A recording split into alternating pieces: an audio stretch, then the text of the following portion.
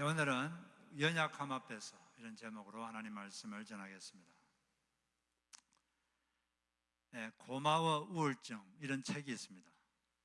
일본의 미야지마 겐야 씨가 지은 책인데,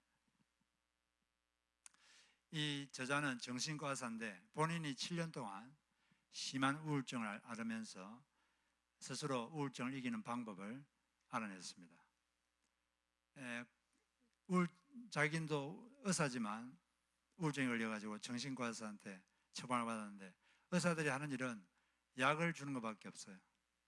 근데 계속 재발되고 그렇게 됐습니다. 그런 이런 걸 겪으면서 그가 한 가지 내리게 결론은, 사람이 우울증에서 벗어나려면 이걸 해야 된다. 이걸 하지 않으면 우울증에서 절대 벗어날 수 없다. 그렇게 말했습니다. 그게 뭐냐면은 주변 상황을 받아들이는 방법을 바꿔야 된다. 주변 상황을 받아들이는 방법과 사고방식을 바꿔야지 우울증에서 벗어날 수 있다. 그게 안 바뀌면 계속 재발한다는 거죠. 주변 상황이라는 게 사람이나 어떤 일어나는 일들, 이런 걸 받아들이는 방법을 바꿔야 되고, 그걸 대하는 사고방식을 바꾸지 않으면 계속 우울해지고 슬퍼지고 그렇게 된다는 것이죠.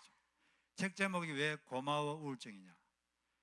우울증을 통해서 자기의 그 사고방식 중에 잘못된 것, 이런 걸 이제 알게 되고, 또 주변 상황을 맞이하는 잘못된 방법을 깨닫게 되니까, 고맙다 우울증, 이렇게 답을, 책 제목을 적은 거죠. 이분이 그렇게 이제 우울증을 이기려면 새로운 사고방식을 습득해야 되는데, 그 중에 가장 중요한 사고방식이 뭐냐? 제 첫 번째로 꼽은 것이, 개인적 관계에서 상대를 바꾸려 하지 않는다. 이게 가장 중요하다. 상대를 바꾸려고 하지 않는다. 왜냐하면 사람이란 게 상대방의 생각, 습관이 그렇게 쉽게 바뀌지가 않거든요. 어떤 건 거의 바뀌지 않습니다, 평생. 그래서 상대방을 바꾸려 하지 않는다. 이것이 아주 중요하다는 거죠. 바꾸려고 시도를 했는데 안 바뀌면 화가 나니까 다투니까 관계가 안 좋아지고, 관계가 안 좋아지니까 괴롭고 우울해지고, 그게 지속되면 정신적 질병에도 걸리게 된다는 것입니다. 이 저자도 부부 생활을 했는데, 대수롭지 않은 일, 그렇게 대단한 것도 아닌데 대수롭지 않은 일인데 아내와 자기가 생각이 다르다는 거죠.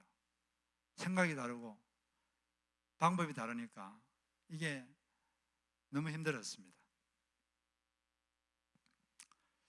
그것 때문에 이 다른 생각, 그것 때문에 고통을 겪다가 결국 9년 살다가 이혼했어요. 다시 재혼해서 지금은 이걸 이제 깨닫고 상대방을 안 바꾸려고 그러고 좀 이렇게 잘 해서 잘 살고 있습니다. 근데 상대방을 이렇게 자꾸 바꾸려고 하는 게 왜 그러냐? 마음속에 나는 옳고 당신은 틀렸다, 이런 생각이 있기 때문이죠. 나는 옳고 당신은 틀렸어. 그러니까 내가 말하는 대로 해, 이거잖아요. 그걸 자꾸 사람들에게 자꾸 이게 그렇게 하라고 자꾸 억압하는 거죠. 여러 가지 방법, 말로도 하고 행동으로도 하고. 제일 나쁜 건 비난을 통해서 상대방을 바꾸려고 하는 겁니다. 비난해가지고, 욕을 해가지고 상대방의 생각을 바꾸려고 그러고 행동을 바꾸려고 그러고, 이게 가장 나쁜 거예요. 비난하면 사람은 절대 안 바뀝니다. 상대방 화만 날 뿐이지. 화만 나고 관계만 끊어져요.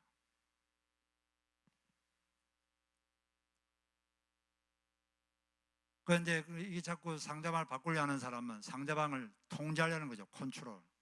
자기 생각대로 남을 자꾸 컨트롤하려고 그러고, 그런 사람들 옆에 있으면 상당히 괴롭습니다.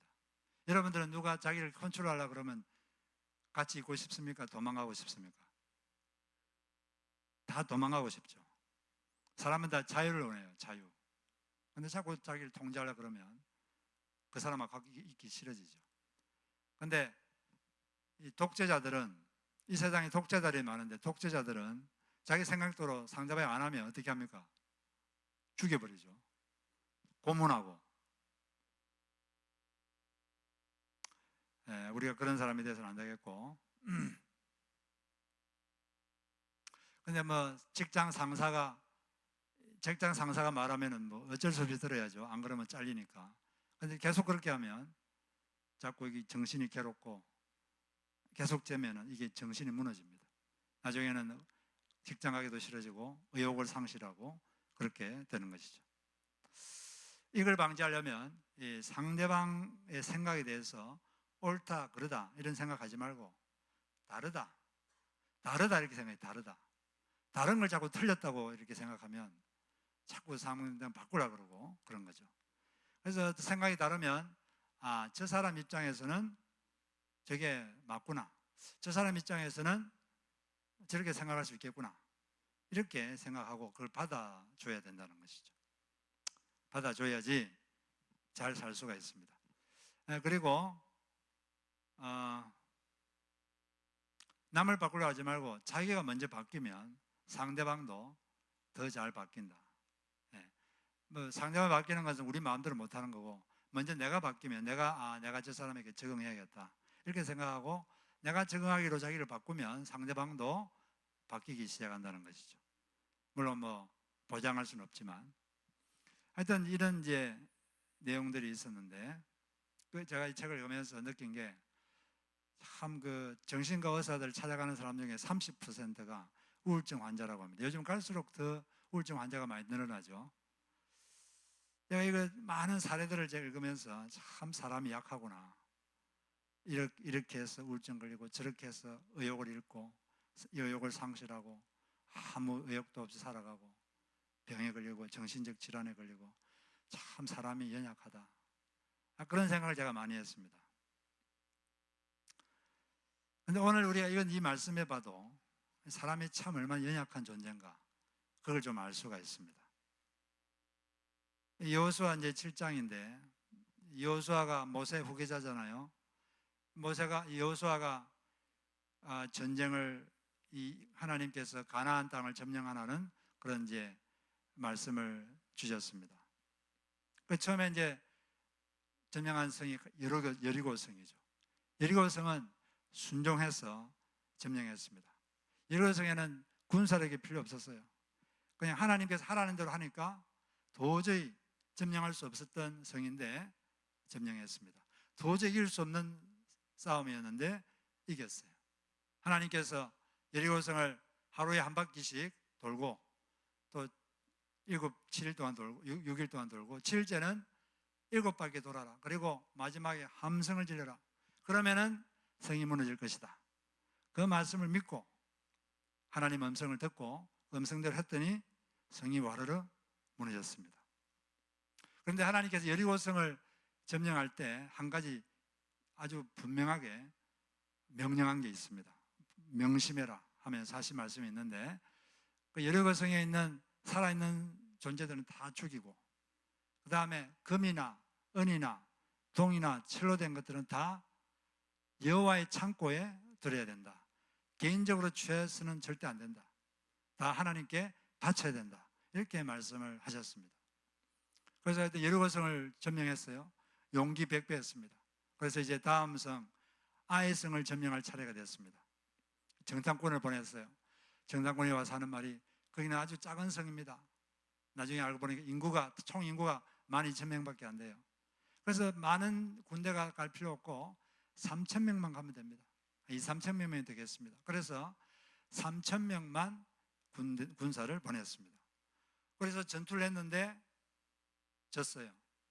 그리고 3,000명 중에서 36명이 전사했습니다. 죽었습니다.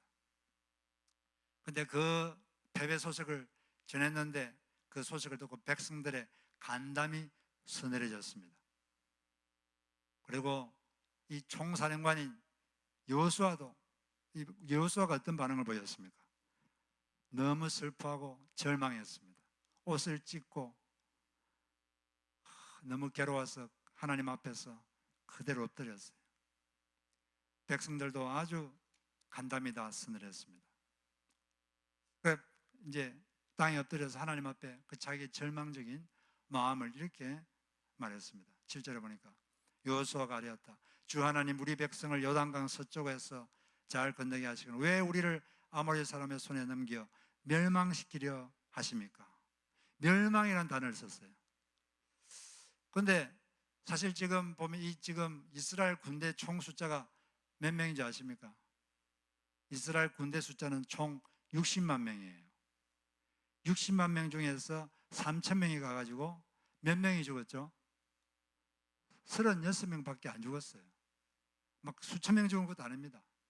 그냥 소규모 전투예요. 소규모 전투였고 죽은 사람도 36명밖에 안 되는데 여전히 군사는 60만 명이 되는 군사가 있는데도 그전에 여기 오기까지 그 난공불락의 여리고성도 무너뜨리고 또 그전에 아모리 족속의 강력한 군주 시온 왕도 패배시키고 또 바산 왕 옥도 강력한 군주 옥도 무찌르고 그렇게 했는데 이 소규모 전투에서 졌는데 사시나무 들듯이 듭니다.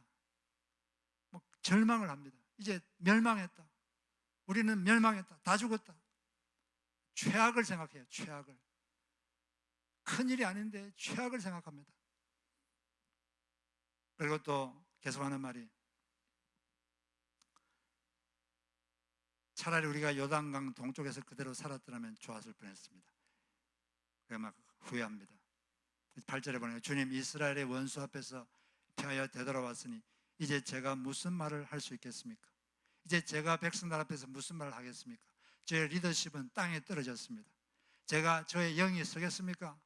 제가 말한들 이들이 듣겠습니까? 패배한 장수인데 저는 패장입니다.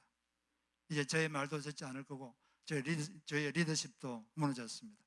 저의 리더십의 권위도 땅에 떨어졌습니다. 그러면서 아주 한탄을 합니다. 9절은 더 가관입니다. 9절 같이 읽어볼까요? 9절 가나안 사람과 그 땅에 사는 모든 주민이 이 소식을 듣고 우리를 애워싸고 이 땅에서 우리의 이름을 없애버릴 터인데 주님께서는 주님의 위대한 명성을 어떻게 지키시겠습니까? 이제 이 패배 소식을 듣고 이 가나안 땅에 있는 모든 족속들이 우리를 포위해서 우리를 공격해서 우리를 다 없애버릴 것입니다. 이제 우리는 다 죽었습니다. 최악을 상정하고 최악이 일어날 것이다. 최악이 일어날 것이다. 이렇게 벌벌 떨고 있습니다. 겨우 36명이 죽었는데 60만 명 중에서 36명 죽었는데 4번 싸워가지고 3번 이기고 1번 졌는데 그것도 소규모 전투에서 지금까지는 대규모 전투였고 지금은 소규모 전투예요. 그런데 이 자그마한 일이 이겼었다고 벌벌 떨고 최악을 생각하고 절망하고 낙담하고 간담이 서늘해졌습니다. 이게 우리의 연약한 모습이죠. 예배 드릴 때는 믿음이 가득했는데 예배 드릴 때는 막 세상도 뒤집어 엎을 것처럼 믿음이 가득했는데 예배당을 나가서 안 좋은 소식이 들리면 금방 절망하고 하늘이 무너질 것처럼 한숨이 푹푹 나오고 마치 최악을 생각하고 안 좋은 일이 생길 거야. 그것도 안 좋은 정도가 아니라 최악이 생길 거야. 이제 나는 끝났다. 우리 인생은 끝났다. 이제 우리 가족은 이제 끝났다. 이게 우리의 연약한 모습입니다. 저도 그럴 때가 있고 우리가 다 그래요. 주님은 우리의 이런 연약한 모습을 알고 계십니다. 그렇지만 주님께서 우리가 이런 연약한 자리에 그대로 머물러 있기를 원치는 않습니다. 아시기는 이해는 하시지만 그 자리에 그렇게 머물러 있기를 원치는 않습니다. 왜 우리가 이렇게 이런 연약한 모습을 보이느냐? 이유는 한 가지예요. 믿음이 없어서 그렇습니다. 시편 112편 7절에 보니까 그는 흉한 소식을 두려워하지 아니하며 여호와를 의뢰하고 그의 마음을 굳게 정하였도다. 그가 누군지는 조금 이따가 설명하겠습니다. 하여튼 하나님에 대한 믿음이 있는 사람이죠. 그는 흉한 소식을 두려워하지 않는다. 왜냐하면 여호와를 의뢰하고 그의 마음을 여호와께 굳게 정하였기 때문이다. 우리가 하나님을 신뢰한다면, 하나님에 대한 믿음이 있다면 흉한 소식이 와도 흔들리지 않을 것입니다. 우리 마음에 자꾸 흔들리고 이것은 믿음이 문제예요. 로마서 15장 13절에도 보니까 소망을 주시는 하나님께서 믿음에서 오는 모든 기쁨과 평화를 여러분에게 충만하게 주셔서 성령의 능력으로 소망이 여러분에게 차고 넘치기를 바랍니다. 여기 보니까 믿음에서 오는 모든 기쁨과 평화가 충만하기를 바란다 이렇게 되어 있는데, 기쁨과 평화는 어디서 옵니까? 믿음에서 오는 거예요. 믿음에서. 그러면 기쁨과 평화가 없어진 것은 뭐가 없어졌기 때문이죠? 믿음의 문제가 생긴 것입니다. 환경의 문제가 생긴 게 아니라 믿음의 문제가 생긴 거예요. 사람들은 자기 마음이 자꾸 두려워하고 불안한 것은 지금 내가 맞이한 이 환경이 문제라, 이 환경이 좀 특별하기 때문에 그렇다 이렇게 생각하는데, 그러나 이 성경에서는 그게 아니라 믿음이 문제다. 믿음. 하나님에 대한 믿음의 문제가 생겼기 때문에 기쁨이 사라지고 평안이 사라진 것이다. 믿음을 점검해야 됩니다. 믿음만 굳건히 서 있으면 어떤 흉한 소식이 들려도 우리는 계속 하나님을 의지하고 마음을 굳게 정하고 흔들리지 않게 되는 것입니다. 믿음으로 마음을 굳게 정하시기를 바랍니다. 그러면 이 그는 어떤 종류의 사람인가? 그 시편 112편 1절에 보면 그가 어떤 사람인지 나와 있습니다. 112편 1절에 보니까 할렐루야, 여호와를 경외하며 말씀을 크게 즐거워하는, 여호와를 경외하며 그의 계명을 크게 즐거워하는 자는 복이 있도다. 어떤 사람이냐? 여호와를 경외하는 자, 즉 그의 말씀을 크게 즐거워하는 자는 복이 있다. 그 복이 어떤 종류의 복인지 그 뒤에 2절부터 9절까지 쫙 나와 있습니다. 그 중에 하나가 7절이죠. 흉한 소식이 와도 흔들리지 않는 복. 어떤 사람이냐? 말씀을 크게 즐거워하는 자입니다. 그냥 즐거워하는 게 아니라 크게 즐거워하는 자. 어떤 걸 크게 즐거워하면 틈만 나면 그거 하려고 그래요. 틈만 나면, 어떤 게임을 좋아하는 애들은 틈만 나면 게임 하려고 그럽니다. 저희 집에도 그런 애가 하나 있는데, 뭘 크게 즐거워하면 틈만 나면 그거 하려고 그래요. 늘 그 생각을 하고. 어떤 사람이 복 있는 사람이냐? 하나님의 말씀을 크게 즐거워하는 사람입니다. 그냥 즐거워하는 게 아니라 크게 즐거워하는 사람. 그 사람에게 복이 있다. 하나님이 그 사람에게 복을 줄 것이다. 2절에는 어떤 복이냐? 그의 후손이 땅에서 강성하며 그의 자손이 강성해지는 복이 그에게 주어질 것이다. 그리고 부가 그의 집에 있을 것이고 흉한 소식이 와도 흔들리지 않는다. 그런 복이 여러분에게 임하시기를 바랍니다. 그러려면 하나님 말씀을 크게 즐거워해야 돼요. 그냥 의무적으로 그냥 읽고 그게 아니라 그게 즐거워야 돼요. 그게 주일 예배 드리다가 뭔가 마음에 와닿는 구절이 있으면 그냥 잊어버리지 마세요. 잊어버리면 아무 소용없습니다. 여러분, 그 말씀이 뭔지 그걸 딱 붙잡고 일주일 내내 그걸 생각하고 자꾸 떠올리고 이게 무슨 뜻일까 외우고 암송하고 그렇게 해야 됩니다. 그리고 틈만 나면 성경 듣고 읽고, 우리가 지금 그 성경 듣기 하고 있는데 그 차 운전할 때 그 10분만 들으면 다 들어요. 그리고 한꺼번에 못 들으면 한두 번 들으면 되고, 그리고 그 중에 좋은 말씀은 성경 펴서 자세히 살펴보고 말씀을 여러분 즐거워하십시오. 우리 속에는, 우리 마음속, 우리 잠재의식 속에는 영적이지 않은 생각이 많습니다. 그런 생각이 올라오면 가만두면 안 돼요. 그 잠재의식 속에, 무의식 속에 안 좋은 생각, 성경적이지 않은 생각이 자꾸 올라오면 그걸 말씀으로 청소를 해야 돼요. 그냥 두면 안 됩니다. 말씀으로 자꾸 청소를 해야 돼요. 자꾸 두려움이 생기면 하나님이 나를 돌보고 계신다. 그리고 주의 일을 하는 자가 겁이 나면 주님께서 함께 하셔서 이루실 것이다. 자꾸 이렇게 하나님 말씀을 가지고 여러분 마음을 청소하시기를 바랍니다. 그러려면 그 마음에 믿음이 있어야 돼요. 믿음이 있으려면 말씀을 크게 즐거워하면 어떤 일이 생겨도 마음이 흔들리지 않습니다. 하나님이 이걸 아셨기 때문에 앞으로 전쟁을 해야 되는 여호수아에게 여호수아 1장에서 크게 두 가지를 꼭 당부하셨어요. 이걸 꼭 네가 생각해라. 이것만 지키면 네가 이 가나안 정복 전쟁에서 승리할 수 있다. 두 가지가 뭡니까? 첫째는 담대해라. 겁먹지 마라. 겁먹었다는 건 이미 진 거예요. 마귀한테 진 거죠. 믿음이 싹 없어진 거죠. 겁먹지 마라. 1장 9절을 보니까 내가 내게 명령한 것이 아니냐. 강하고 담대하라. 두려워하지 말고 놀라지 말라. 내가 어디로 가든지 너 하나님 여호와가 너와 함께 하느니라. 아멘. 두 번째는 이런 마음을, 이 강한 마음을 갖기 위해서 말씀을 입에서 떠나지 말게 하라. 이 율법적인 말씀을 내 입에서 떠나지 말게 하라. 주야로 묵상해라. 그렇게 하면 내가 하는 일이 잘 될 것이다. 여기 다 비결이 있잖아요. 우리가 이 하나님이 이미 말씀하신 이 비결을 우리가 꼭 마음에 새기고 그렇게 여러분 사셔서 승리하시기를 바랍니다. 여호수아가 이렇게 두려워했지만 그가 잘한 게 있습니다. 뭘 잘했느냐? 하나님 앞에 엎드렸어요. 하나님 앞에 엎드렸습니다. 엎드려서 저녁 때까지 있었어요. 아침에 아이성 전투하러 갔다가 돌아와서 패배 소식을 들었으니까 뭐 한 정오쯤 됐겠죠. 정오부터 저녁 때까지 긴 시간 동안 엎드려 있었습니다. 왜 엎드렸습니까? 하나님께 답을, 하나님께 은혜를 얻으려고, 하나님께 답을 얻으려고, 하나님께서 그에게 임재하실 때까지 엎드려 있었습니다.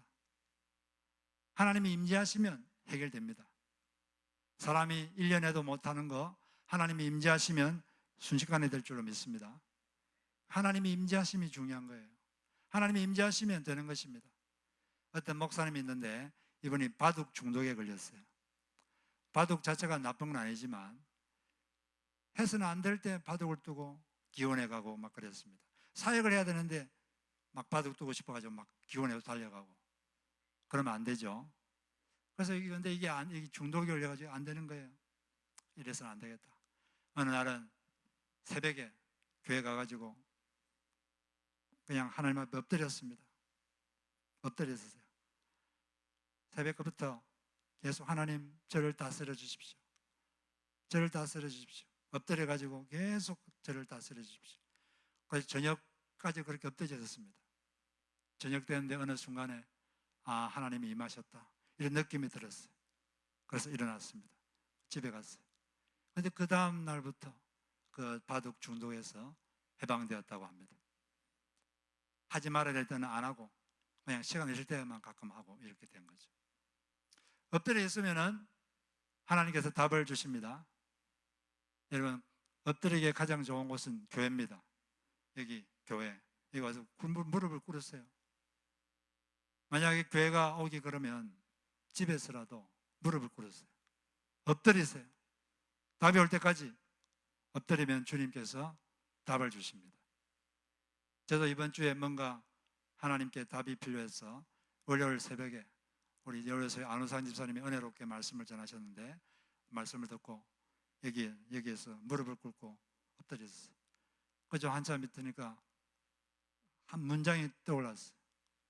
이게 답이구나. 평안과 함께 떠오르는 말씀, 그게 하나님의 음성이거든요. 그 말씀을 붙잡고 지금 살고 있습니다. 엎드리시기 바랍니다. 답이 올 때까지 엎드리면 돼요. 엎드리고 있으니까 하나님께서 임하셔서 왜 졌는지, 왜 패배했는지 답을 주셨습니다. 11절에 보니까 이스라엘이 죄를 지었다. 나와 맺은 언약, 지키라고 명령한 그 언약을 그들이 어겼고 전멸시켜서 나 주에게 바치할 물건을 도둑질하여 가져갔으며 또한 거짓말을 하면서 그 물건을 자기들의 재산으로 만들었다. 그래서 이스라엘 자손은 원수를 대적할 수 없었고 원수 앞에서 피하여 물러섰다. 그들이 자청하여 저주를 불러들여서 그들 스스로가 전멸시켜야 할 물건이 되었기 때문이다. 너희들 가운데서 전멸시켜서 나 주에게 바쳐야 할 물건을 없애지 아니하면 내가 다시는 너희와 함께 있지 않으리라. 이스라엘 민족이 죄를 지었기 때문이라는 거죠. 그 여리고 성에서 얻게 되는 금은, 동철, 어떤 것도 개인적으로 가지면 안 되고 하나님께 바쳐야 된다고 했는데 이스라엘 민족이 그걸 도둑질했다는 거죠. 하나님께 바칠 것을 그냥 쓱싹했다는 거죠. 그 불순종했다는 거죠. 그래서 너희들이 죄를 지었기 때문에 내가 너희들과 함께 하지 않았고, 그래서 너희들은 이길 수가 없었다. 근데 나중에 알고 보니까 아간이라는 사람이, 한 사람이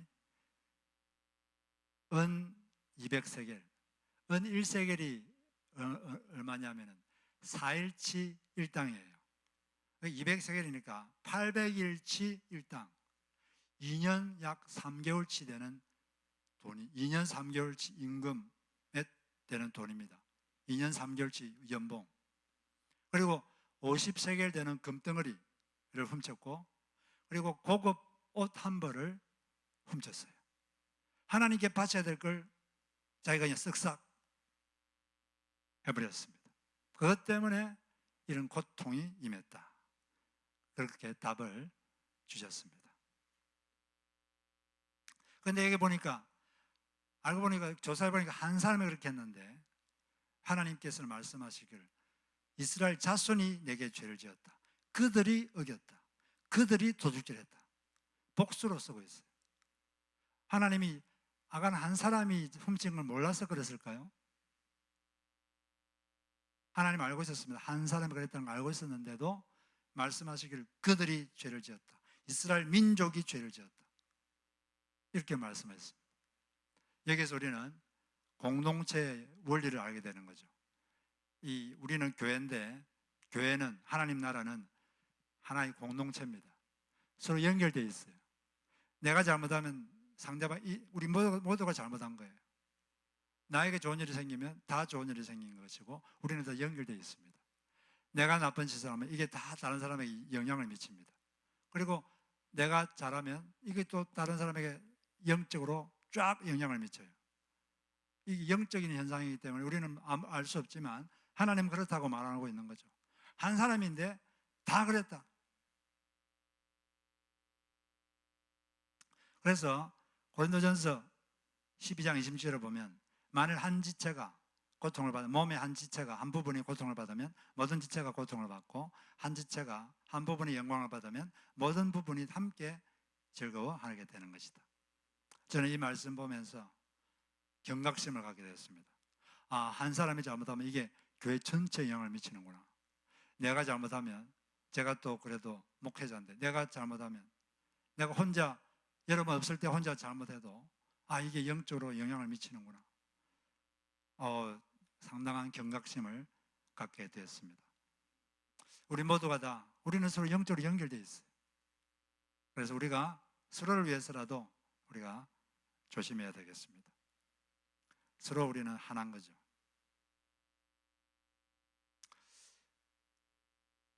이 사람들이 왜 이렇게 하나님께서 그들과 함께 할 수 없었느냐? 하나님께서 하지 말라는 걸 한 거죠. 불순종하고 이 죄를 지은 거죠. 하나님은 거룩하신 분입니다. 하나님은 우리가 무슨 일을 해도 그냥 도와주고 함께 해주고 그런 분이 아니에요.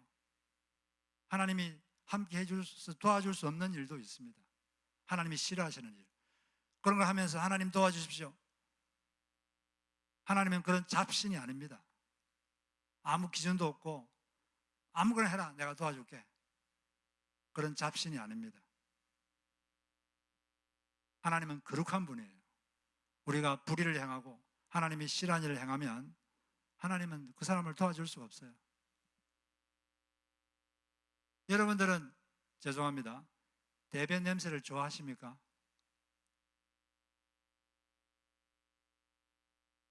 대변 냄새 좋아하십니까? 아무도 안 좋아할 겁니다. 거기 있으면 막 도망가주다. 내가 좋아해야 돼. 아무리 여러분이 좋아하려고 노력해도 좋아지지가 않아요. 왜냐하면 타고난 본성이 그 냄새를 싫어하게 돼 있어요. 그냥 그것만 보면 멀리 도망가게 돼 있습니다. 그게 본성이 돼요. 그래서 그래요. 타고나기를. 하나님은 본성이 이 죄를 멀리하게 돼 있어요. 죄를 보면 그분은 가까이 할 수가 없습니다. 아무리 하고 싶어도 할 수가 없어요. 하나님께 불순종하는 사람, 그런 사람을 하나님 도와줄 수가 없습니다.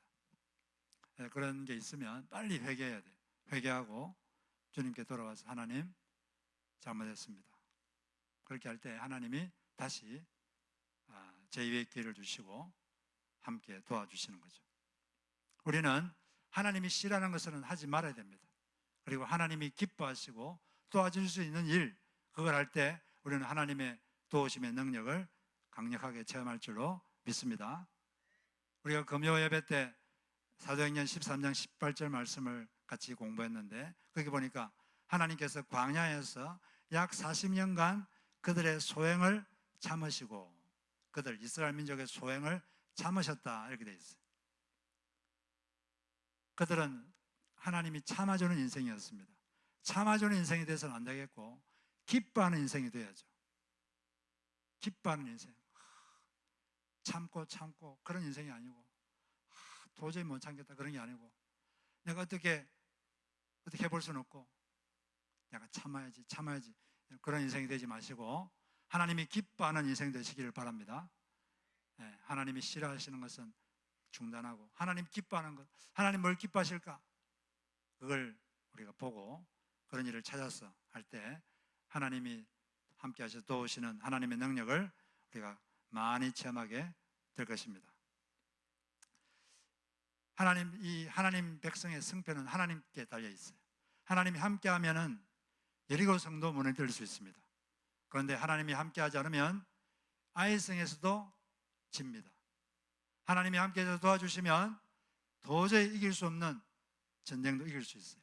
그러나 하나님이 함께해서 도와주지 않으면 질 수 없는 전쟁도 질 수밖에 없습니다. 우리가 하나님이 기뻐하는 일을 하고 하나님이 우리와 함께 도와주신다면 우리 앞에 여리고 성이 있다 할지라도 그 성도 무너뜨릴 수 있습니다.